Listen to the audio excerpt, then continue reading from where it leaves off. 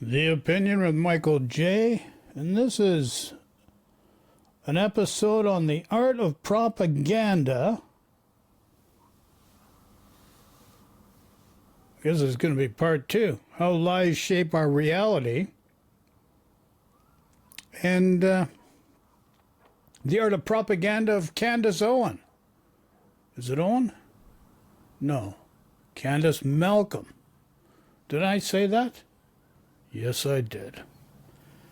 So, what do we have here? Let's go to our, let's make this a little bit bigger so you can see a little bit better. So here we go. CBC's embarrassing spin on Carney's White House meeting. What would Canada look like without tariffs? Canada would look like Canada before they had tariffs. Like, that's a silly friggin' byline. And CBC's embarrassing spin on Carney's White House.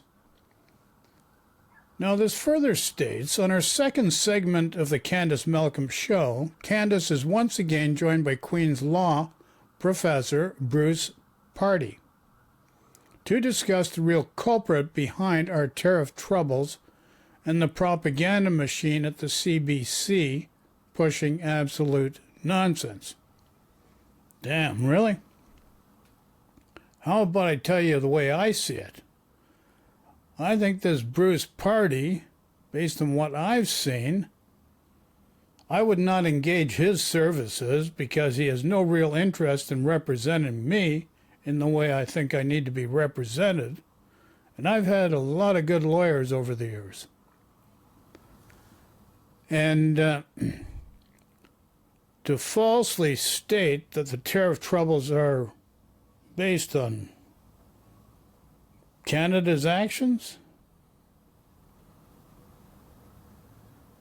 and to further state that we're using subterfuge to state that CBC is pushing absolute nonsense, that's just an arbitrary assessment, which I can appreciate. Godspeed to you for that one. Okay, let's look at the comments here. Imagine how rich we would be if we got all the money the Liberal government stole from Canadians. Yikes. You can easily say, imagine how rich we would be if we got all the money the Conservative government stole from Canadians. You know, it's a two-way street. Absolute government propaganda from the CBC, CTV, and Global on Carney, Trump, and Canada's future. Excellent commentary from Professor Pardy. I'm genuinely worried about the state of democracy and the dangerous path we are on in Canada. Well, you keep watching this stuff, you will be. Canada is not capitalist. Canada is a socialist, close to communist country. Really? Meanwhile, Agent Orange, Donald J. Trump, is a Putin puppet. Like, yikes. CBC praising Carney's facial expression as a desperate cover-up for Carney. Holy moly. Just another example of crooked political positioning. It completely boggles my mind how such a number of Canadians don't get it. It boggles my mind as well, buddy. Trust me on that. Some people need to hit rock bottom before they can face the truth. Really. So, fiction is truth, and truth is non-truth. Is that what you're saying? That will be true for Liberal voters. Really. Everybody has to split people up into camps. It's left, it's right. Why don't you just do what's right for the people? Forget about left, forget about right, do what's right for the people. And then I totally agree, if any business can't exist without government assistance, they simply can't exist. So all these false narratives create these auto responses because, you know, the prefrontal cortex of these people, they don't filter it. just comes in and this is what they spew back out. They don't know what they're doing. They're on autopilot 95% of the time. And that's proven. So let's see what Miss... I'm Candace Malcolm, and this is the Candace Malcolm Show. Thank you so much for tuning in. So we just did a segment with Bruce Party, professor of law at Queen's University, talking about Alberta independence and what Canada really needs, the sort of turmoil that might make us change for the better. Turmoil change for the better. Okay. I'm going to start off by laying the groundwork of how we should be looking at this, and they're not doing it in this video. And I'm not going to go through this whole video. I'm just going to make my points. I'm going to show some alternate perspectives. You can watch this video. I'll put a link into it in the description. You can watch it because I can just take only so much propaganda. There's only so much a man can take. So let's understand. Canada's GDP is no larger than the state of Texas. So if you're trying to compare Canada to the United States, it's not a fair comparison. Just understand, Texas GDP is a fair comparative to Canada's GDP, number one. So let's not create false comparatives and try to make them as being absolute contextually. Now, Candace Malcolm, Miss Candace Malcolm right here on the screen, another conservative influencer spreading misinformation, disinformation, and misleading the public on very important topics of concern to the country of Canada. That's my opinion, and I stick by it. And to give herself credibility, she brings to the podcast Mr. Bruce Party. Thought it was Purdy, but it's Party.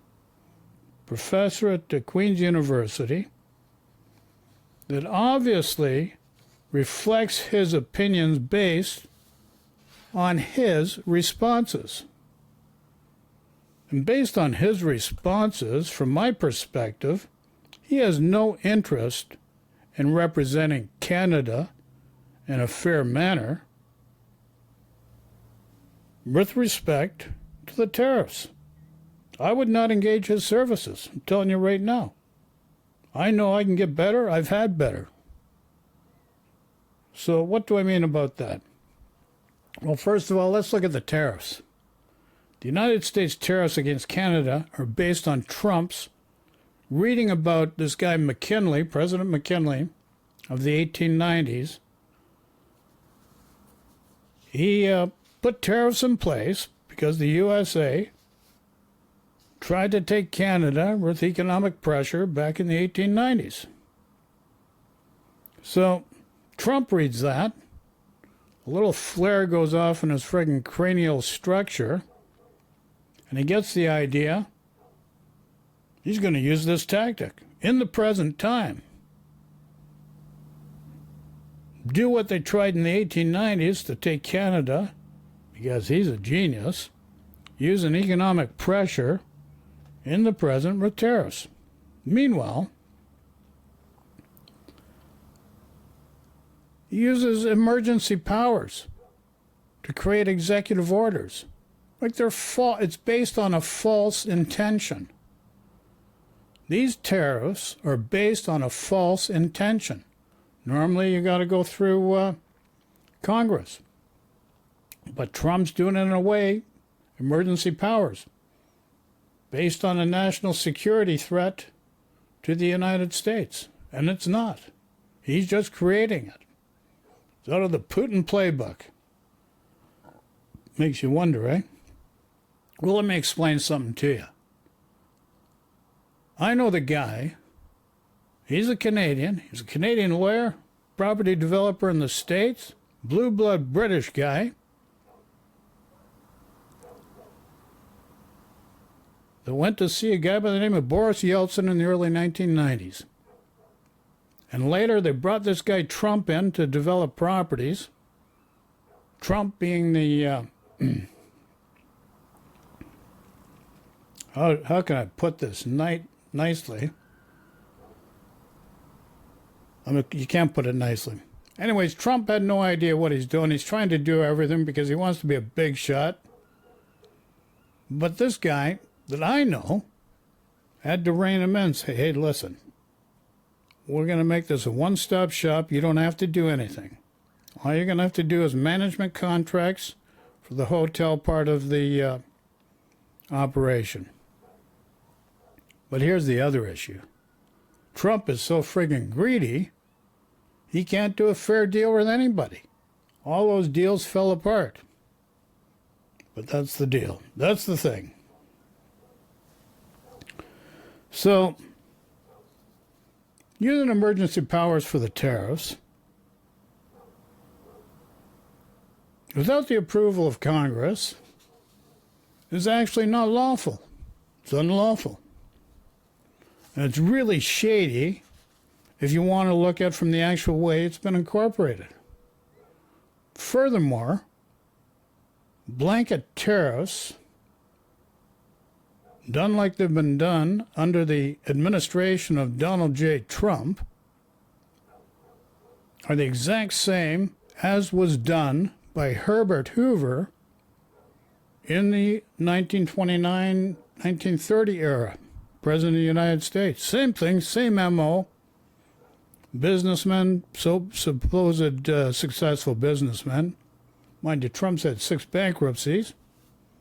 Even bankrupted a casino. The only guy in the United States to have done that, from my understanding. So, this guy Herbert Hoover, he's going to use tariffs also. He's going to build walls, not bridges. Immigration's going to be friggin' locked down. So, what does he do? He incorporates the infamous Smoot-Hawley tariffs. And you know how effective they were? They were good. They were really good. They created the Great Depression of the 1930s. How to kill an economy? Do what Herbert Hoover did. Do what Donald Trump is doing now. And this Miss Malcolm, Candace Malcolm, is trying to defend this narrative. And it's just conservative influencer propaganda. Serves nobody. So, all we have now is global chaos, financial chaos. Going to be a recession probably because of it. Maybe a global depression, depends. Hopefully the Americans smarten up and they rein their president in. But that's anybody's guess. So I'm going to give these guys a couple minutes of airtime. I asked him to stick around for another segment because I want to talk to him about tariffs. He had a piece in Epoch Times talking about the fact that free market people, generally speaking, have an absolute revulsion towards tariffs. And yet, in some cases, like he said, even with President Trump's tariffs, they are actually useful and meaningful and serve a purpose. So I wanted to talk to him a little bit about that. Let's be clear on one thing.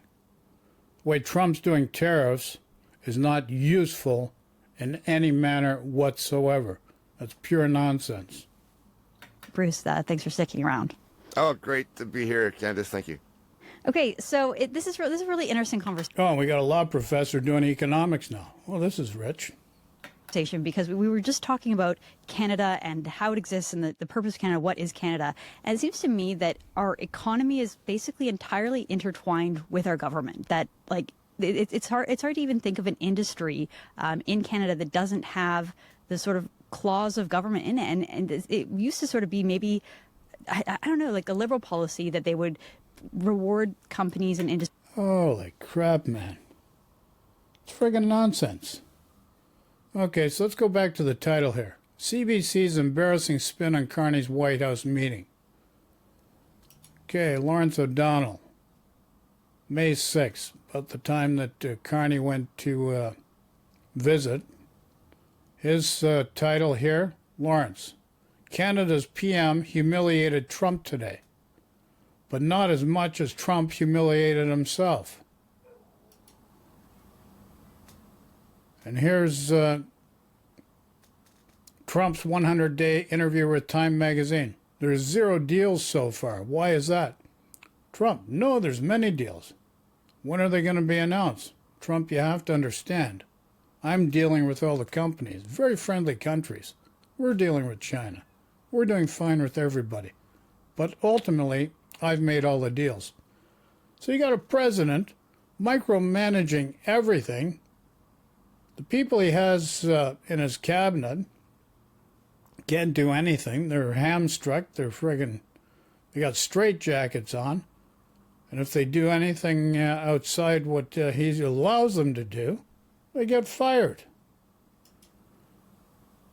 How do you do that? You know why you do that? You do that because you're using the Putin playbook to create havoc everywhere you go.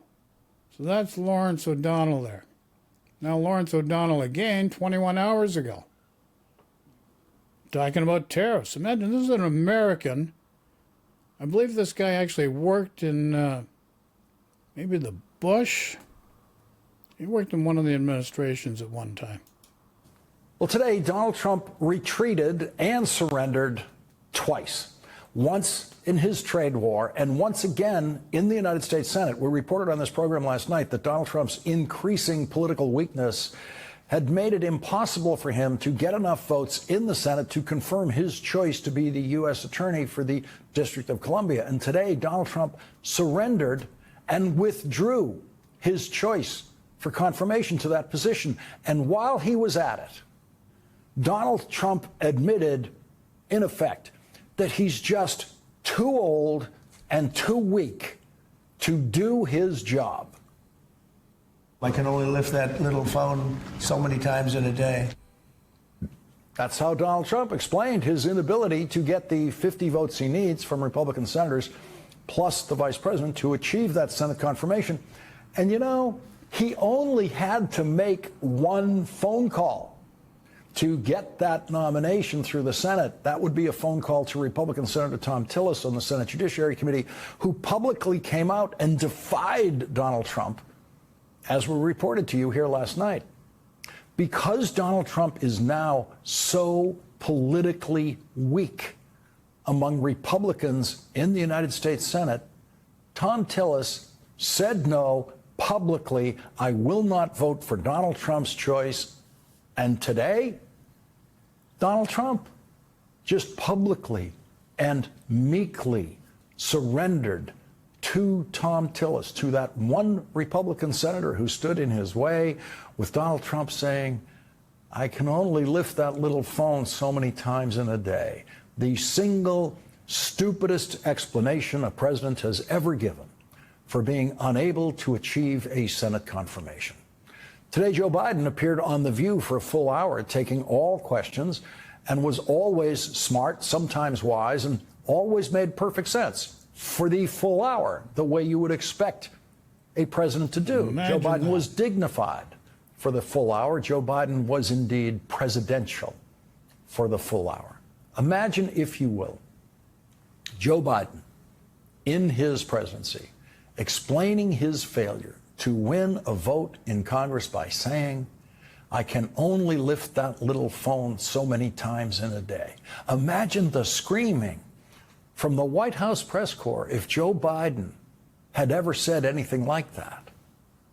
By the end of the day, Donald Trump had come up with a truly preposterous temporary appointment to that same position where he cannot win a Senate Another confirmation. Fox reporter. He actually chose Fox host 73-year-old Jeanine Pirro to serve as the acting U.S. attorney for the District of Columbia, where she will be allowed to serve as an acting U.S. attorney for 120 days maximum and cannot serve one day longer without being confirmed by the Senate, which would never happen in her case. And this is the United States. Here's just a sample of the thinking. And Alberta, led by Danielle Smith and her UCP caucus, that has a mandate, they've mandated because the party, it's the party's motto, separate. The caucus is separate. Danielle Smith, leader of the party, is separate. Separate, separate. But meanwhile, she says, no, I'm going to make sure we don't have too many yeses. But she puts she makes the referendum so easy to cuts all the qualifiers at half. So she's double speak based on what my last video stated. Of Donald Trump's temporary substitute for U.S. Attorney, You got to see this. This is what Alberta wants to do. 51st state, Alberta. I want Joe Biden to issue a travel alert to the world. None of you are coming here anymore. We're done with everybody. There is a cleansing needed in our FBI and Department of Justice. It needs to be cleansed of individuals who should not just be fired, but who need to be taken out in handcuffs. Jeanine Pirro, you can safely assume, will not take a single person out of the FBI headquarters or Justice Department in handcuffs during her temporary tenure. Donald Trump's other big retreat was on the world stage today. The Wall Street Journal describes it in this headline: Trump stages a trade war retreat. The Wall Street Journal said Republicans want to pretend this retreat is genius at work. Yeah. Nobel Prize-winning economist Paul Krugman writes, this will be smoke and mirrors, an attempt to persuade the gullible that Trump's tariffs are actually working. We can be sure of one thing. It won't lead to any significant opening of the British market. The big U.S. deal. All these conservative influencers, Candace Malcolm, Moose on the Loose, Elevate Podcast, Northern Perspective. Who's that other guy? Ezra Levant, Rebel News.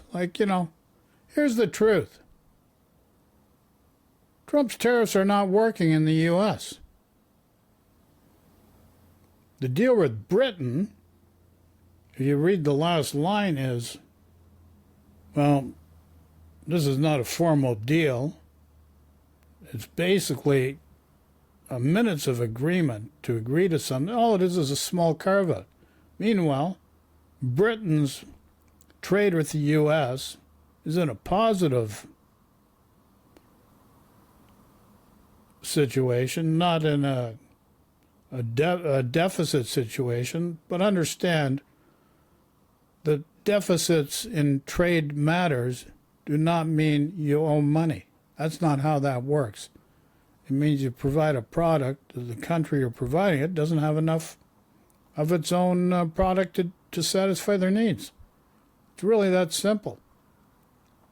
So Candace Malcolm will let you believe that these tariffs are the fault of Canada. The way Canada has dealt with these tariffs is a huge mistake. But actually, the people in the United States disagree with what Candace Malcolm, Moose on the Loose, Juno News, Elevate Podcast, and many more are just conservative propaganda machines spewing out subterfuge, their own personal slant on things, based more on fiction, maybe some half-truths, and that's about it. Market to U.S. goods. Why? Because that market was already wide open before Trump stomped in. The most important thing to understand about Trump's trade war is that it's an attempt to solve a problem that only exists in his imagination. Trump's tariffs are a huge destructive attempt to fix something that wasn't broken. So there you go. Let's be clear. These tariffs by Trump is a threat to every country in the world. And as stated by Americans, are a huge destructive attempt to fix something that wasn't broken. This is what the Americans are saying. ABC also News here. Discussing Ukraine, Russia, the war, because Mark wants it ended as quickly as I do. I think What did they say? We had Live. some President very good Trump news last meets with night. The Canadian Houthis PM have announced Carney. that they are not, or they've announced to us at least, that they don't want to fight anymore. They just don't want to fight, and we will honor that, and we will stop. Here he is the bombings. rambling on about Houthis. And they have Yemen. capitulated, but more importantly, they we will take their word. Like, They say you that know, this guy just, this is just a press, this is just friggin' show for him. Okay, CNN. This is what they say about the Carney meeting. Canada won't be for sale ever, Carney tells Trump. we're going to have a very substantive. Thank you very much. Okay, well, we have been watching a very lengthy Q&A session with the President of the United States and the new Prime Minister from Canada, Mark Carney, talking about a lot of issues, but I do maybe want to start where that left off, because despite the fact that the two men, and frankly the two governments and countries, particularly Canada, have been very rhetorically aggressive towards one another, particularly with regard to this trade war that is going on. At the beginning, it was extremely cordial, really almost throughout the entire thing.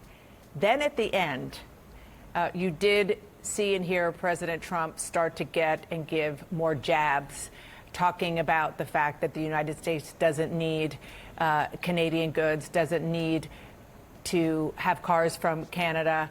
And if you can see right there, the body language from and by the Canadian Prime Minister, he was not happy. And then the president ended the session, and now they're going to go behind closed doors, and we can only imagine how that conversation is going to go. I want to bring in CNN's Kevin Liptak and Paula Newton. They are both at the White House today. And Paula, I do want to start with you, because if I am in Canada watching my new prime minister, who got elected largely because he said, President Trump, back off, hear him say not once but twice, we're not going to be the 51st state. I can tell you right now that the Canadians spoke in this election, and it's not going to happen. I'm sure they will be pleased by that, maybe less pleased by the lecture on economics that we just heard from President Trump at the end of that session. Listen, Dana, you hit it right on the head there. The issue is here in terms of tone. Look, this was completely different, not just from what President Trump had been saying really for months, but also from the election campaign of Mark Carney. He had a very strident campaign and had harsh words for the president. They sat there in the Oval Office, couldn't be more cordial, right? What's at issue now? Substance. And in terms of substance, these two countries remain very far apart. Just fact-checking a couple of things. In terms of the ripping off of Canada, it is true Canada gets a lot from the relationship with the United States. But the Prime Minister, Carney, tried to interject there and say, point blank, Canada is the largest purchaser of American goods, period. Full stop. And that's why not too far from here on Capitol Hill, down which you know all too well, there have been both Democratic and Republican politicians saying that to the White House loud and clear. Why? Because in severing that trade relationship with the United States, it will hurt both Democratic and Republican states. That's point number one. I think it is a message loud and clear to any other nation trying to do negotiations here at this White House that this president is sticking to what he thinks about these trade deals. He said, okay, sure, we've got this trade deal with Canada and Mexico. We may renegotiate it. We may abandon the trade deal. He is leaving everything. Yeah. This guy doesn't honor deals. USMCA was NAFTA redone quickly because he wanted to put his Trump's name on it in his first term. And what happened?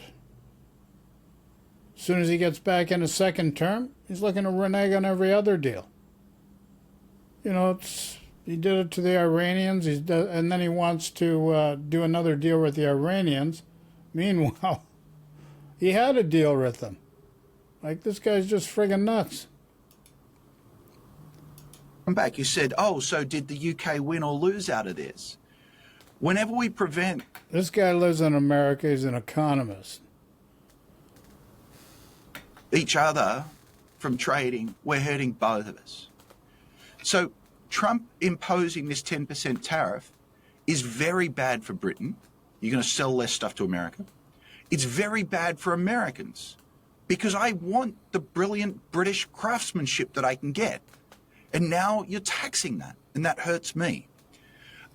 So to the extent that there are carve-outs, it's terrific. The steel carve-outs are a direct gimme to the UK. What else is in the deal? This business about Boeing, I have a strong guess. So they announced that America is going to buy $10 billion worth of Boeing equipment. Is that right? No, Britain is going to buy $10 billion worth of American-made Boeing equipment. This is the stuff that gets silly because America doesn't buy anything. America's a country. An American company might, right? You lose a lot of intellectual clarity when you talk about America and England rather than Americans in English. This is not political correctness. This is intellectual clarity. My strong guess, by the way, we've seen Trump play this over and over. There is some British airline that was already going to buy $10 billion worth of Boeing products, and possibly one of the negotiators was smart enough to say, Mr. President, why don't you take credit for this? And because figuring out millions, billions, and trillions is something people find hard, it feels very impressive, even if there's no there. Does that answer your question, Fergus? It certainly does. And we'll go back to those tariffs there, because obviously you said that any tariffs damage the trading relationship, whether it's between Britain and the US. So let's think about some of the Betsy's maybe around the world.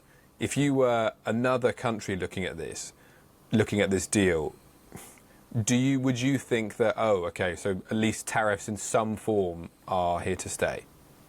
Yes.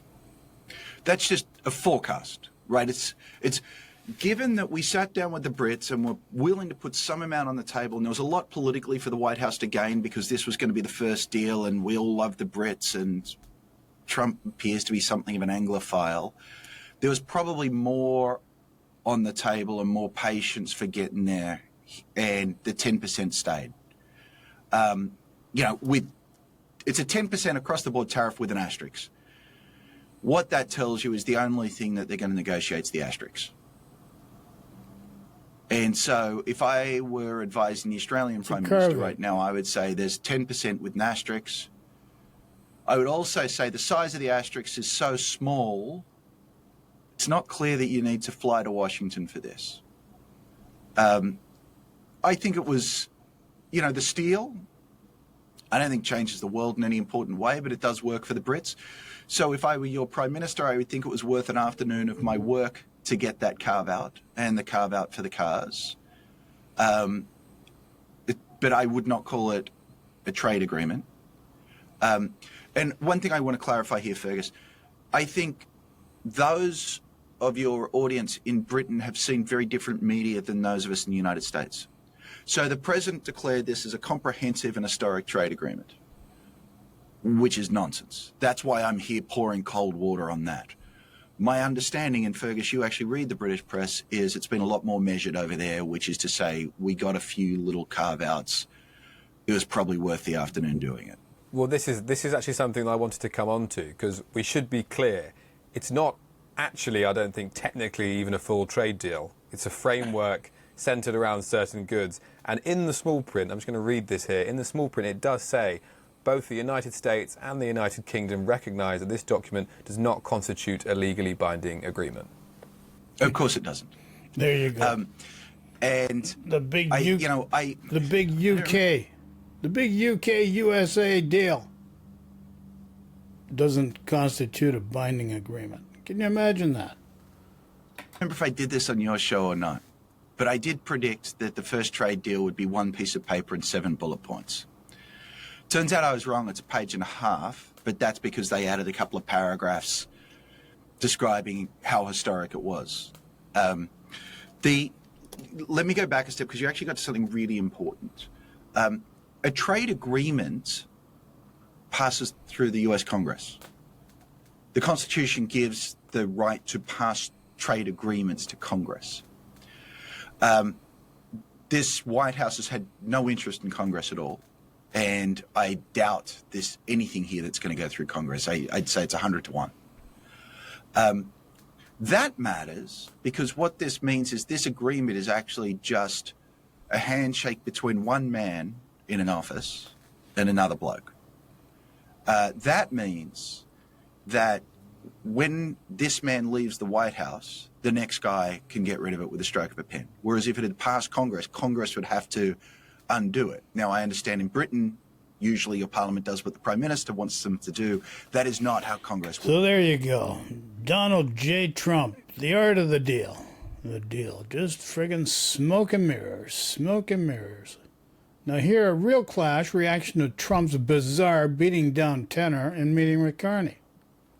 President Trump met with Canadian Prime Minister Carney at the White House today, where they discussed the tariffs and even Trump's past comments on Canada becoming the 51st state.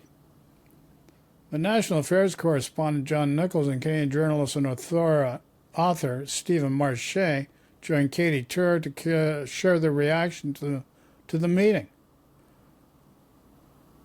Look at dodging landmines, how Carney navigated his Trump meeting. Like these guys. Hey here. guys, it's me, Sam Stein, managing editor at The Bulwark. Last we're going to watch, and I'm going to cut it Miller. We just watched the new Canadian Prime Minister Mark Carney at the Oval Office with Donald Trump. It was interesting on a variety of different levels. We'll get into that, but before we do, subscribe to the feed. We appreciate that. All right, so look, Mark Carney was just elected, what, like a week ago? He gets his first trip, goes to the Oval. I was reminded of the entrance through the same door that Zelensky took, the same seat that Zelensky took. In this case, I was thinking Mark Carney legitimately should have thanked Trump, because in this case, Trump gave him his election, and Trump seemed to acknowledge that early on. But this was notable not because it was contentious. It was notable because Trump backtracked in a fairly substantial way on the issue of trade. I don't know if you watched it. I don't know if you have thoughts. He did. I've seen. Both these guys have been on NBC quite regularly, and CNN as well. I mean, I've seen clips of it. I'm waiting. You were watching it minute by minute. I haven't seen minute a lot by minute. Of I was walk on back. I know that it's good for your spin, because Sam Stein is just absolutely losing our gentleman's bet over when Trump is going to fold on the tariffs. No, I'm winning. He pushed the delay, the 90-day delay. Yeah, and these tariffs are not going anywhere. I saw one clip from the press conference where he talked about how upset he is at his team for talking about all these deals. He's upset at his team for talking about all these deals. He's like, I might do a few deals, but like the tariffs are here to stay. He is pushing for autarky. And he wants to crush the American economy. He wants people to have less dolls and pencils. And you love that word. Plan. I love that word. I'm going to be using it every single day on this YouTube for the dolls foreseeable and future until I need to start going into my yard and gardening my own avocados. I don't really get anything from Canada. This is an aside. It had nothing to do with Carney. But yesterday, this story broke out that the CDC was issuing a salmonella warning because people were touching their chickens that they were putting in their backyard. The reason, which came after Brooke Rollins. This is where Alberta wants to go. Backyard chickens to deal with the egg crisis. I think the silver lining in all of this is how do we, in our backyards, we've got chickens too in our backyard, how do we solve for something like this? And people are sort of looking around thinking, wow, well, maybe I could get a chicken in my backyard. And it's awesome. Just a little bit of causation there. All right, back to Carney. Yes, that's how he backtracked. He said, look, we don't need trade deals. All my advisors are talking about deals that are coming in. No, we are not going to do deals. We have a clip of him saying just that. Play right now. We also have a situation, because everyone says, when are you going to sign deals? We don't have to sign deals. We could sign 25 deals right now, Howard, if we wanted. We don't have to sign deals. They have to sign deals with us. They want a piece of our market. We don't want a piece of their market. We don't care. All right, so what do you make of it? Like, to me, it's obvious they're not going to do deals. Maybe they'll have one or two, but he wants to just, I guess to your point, maybe you will win this bet. Maybe just you will. use tariffs. He doesn't want to do deals. He wants to set prices. Yeah, he doesn't. He thinks he's a department store owner. He's a Maoist now. We want central planning of the entire government. That's just what he wants. No, he's been very explicit about it. He's been very explicit about what he wants. I know that all the Republican senators who pretend to be free marketers are want to act like this is not what he wants to do, and that this is all as part of some grand plan to get to free trade and zero trade on better terms for us. But that is not what he wants to do. It's not what he's planning on doing. And I think that at some level, the Canada thing, he certainly, besides teasing them, he's certainly kind of backed off of, the more aggressive rhetorical posture he's using when Trudeau was there, but though he would not rule out, still trying to acquire Canada. You have said that Canada should become the 51st state. No. Well, I still believe that, but you know, it takes two to tango, right? But no, I do. Which is still pretty extreme, you know, pretty outside the Overton window from what past presidents have been saying about our dearest ally. But like, you didn't see him. To me, I thought that the other clip that I saw that was most noteworthy was basically when he's like, "We don't do that much business with Canada." Well, we don't do much business with Canada from our standpoint. They do a lot of business with us. We're at like 4%. It's only like 4% of the business that we do. It's all the cards. The cards are in my hands. And so I'm not going to get rid of the tariffs. They asked like what the concessions they would ask for. And he's like, nothing, basically friendship. I don't have concessions. Like, he wants the tariffs. This is the exchange. Is there anything? Yeah, Trump's putting up a paywall. And if you want to play with the United States, you got to pay. And that's what he's doing. He's using it as a personal fiefdom. And that's what he's doing. He's crashing his economy, crashing the world economy, because he wants to be an autocratic dictator. Simple as that. Carney can say to you today to change your mind on tariff in Canada. Trump, no. Question, why not? Trump, it's the way it is. Is there anything he could say to you in the course of your meetings with him today that would get you to lift tariffs on Canada? No. Why not? Just the way it is. Not much wiggle room there. Gonna do tariffs. But I will say it's kind of interesting to watch that disconnect between the advisors and Trump. The advisors were sitting there on the couches in the Oval, like Howard Lutnick is there. And he's just looking at them basically being like, you guys keep talking about these deals and how close we are to doing these deals. Sub-deals. The sub-deals. Yeah, we got deals. We're going to do deals on deals. That said, Trump did say that he has 200 deals ready to go. So, like, he's talking out of both sides of his mouth. But anyways, he's out there. He's like, I think my people are doing a bad job, basically. And they keep saying we have these deals ready, and I don't really care.